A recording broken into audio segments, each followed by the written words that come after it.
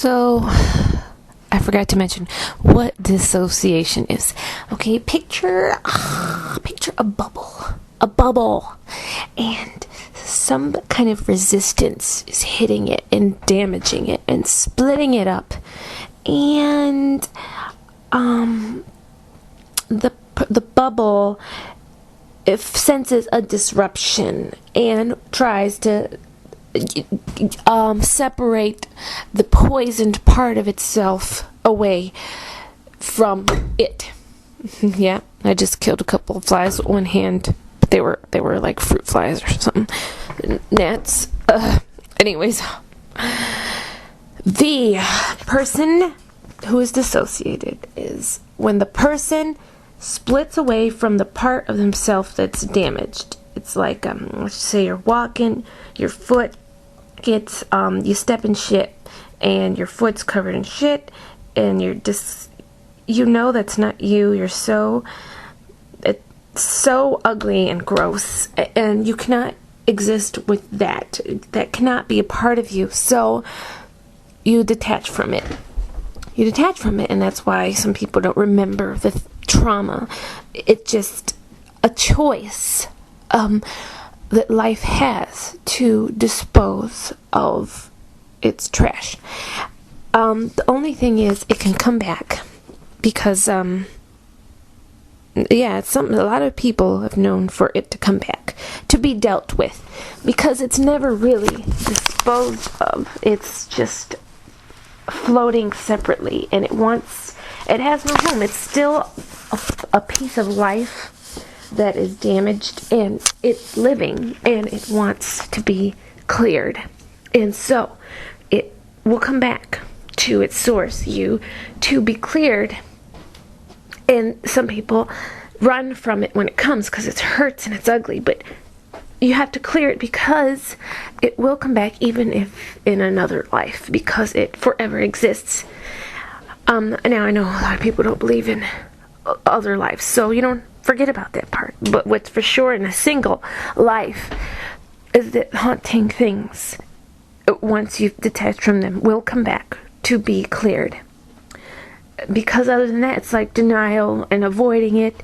It's a truth that you're not wanting to face, and you have to collect it because there is something to be collected there. It's a ball of dirt, and there's gold in the middle. There is a truth that you have to collect, and it will add to your advancement and your growth, and then the darkness will melt away.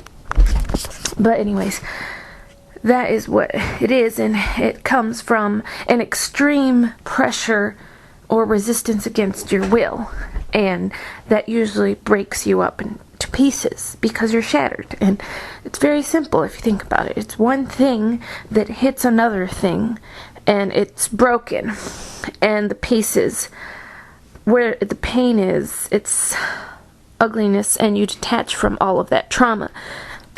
But this, you should process it. You should process it, or it will haunt you in other ways. A lot of times people repress it, and it becomes a subconscious habit. Like it can transfer into obsessive compulsiveness, addictive behaviors, all kinds of strange ways with dealing with life, odd ways of all these kind of defensive mechanisms that you don't even know why you do it, because you won't acknowledge the root cause, especially.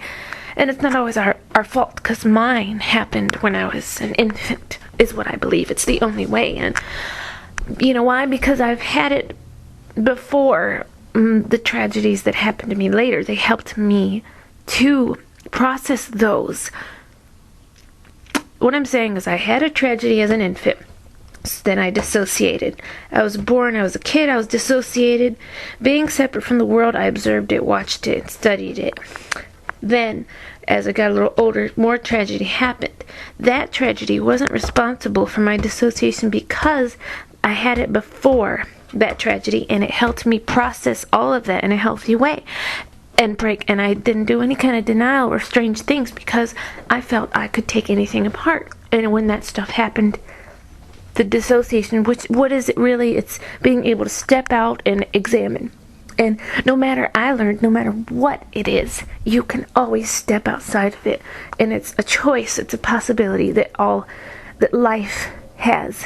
I want to say all, but unfortunately some haven't learned it yet. That's why there's multiple lives, but that's another story. But that's cool. That's cool. I just wanted you to know. Okay, when you're on the outside, you can analyze stuff. So what does it say about your identity if you can step out of any state of being, no matter what it is, even if you are agreeing with me and you're outside of the world?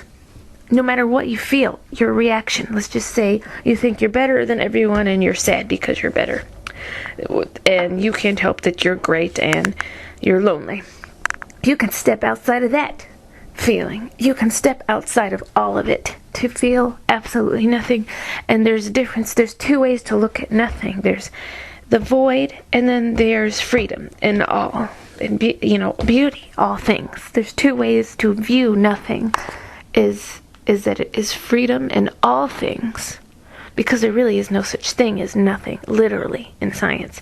There's no such thing as spaces in between, so nothing is literally all things.